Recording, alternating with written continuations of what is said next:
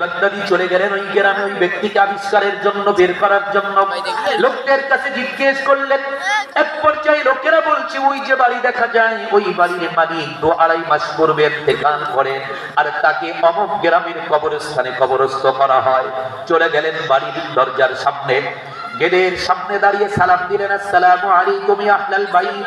ঘরের ভিতর থেকে সালামের জবাব চলে এসেছে, ওয়া আলাইকুমুস সালাম ওয়া রাহমাতুল্লাহি ওয়া বারাকাতুহু। তবে কোন পুরুষের কণ্ঠে নয়, একজন মহিলার কণ্ঠ থেকে জবাব এসেছে। কার কণ্ঠ থেকে? মহিলার। জনায়েত বাগদাদি জিজ্ঞেস করলেন, মা, ঘরের অভ্যন্তরে, ঘরের ভিতরে কোনো পুরুষ লোক আছে কিনা? মহিলা জবাব দিলেন, না, কোনো পুরুষ ব্যক্তি নাই। জনায়েত বাগদাদি বললেন, তাহলে দরজাটা ওপেন করতে হবে না, দরজাটা খুলতে হবে না, দরজাটা বন্ধ রেখে আমার কিছু প্রশ্নের জবাব অনুগ্রহ করে তোমাকে দিতে হবে।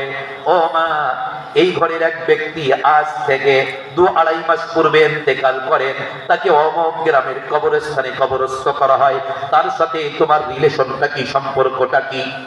মহিলা হাউ হাউ করে কেঁদে দিলেন আর বললেন, হুজুর, আমি তো বিধবা হয়ে গিয়েছি।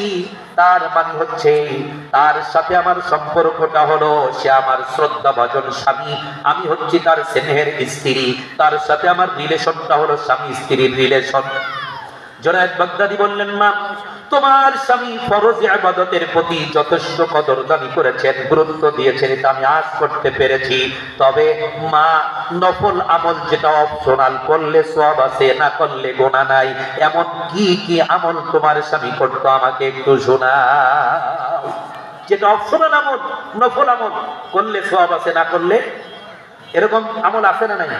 তাহাজ্জুদের নামাজ পড়লে সওয়াব, না পড়লে গুনাহ নাই। নফল নামাজ পড়লে সওয়াব, না পড়লে, কোরআন তেলাওয়াত করলে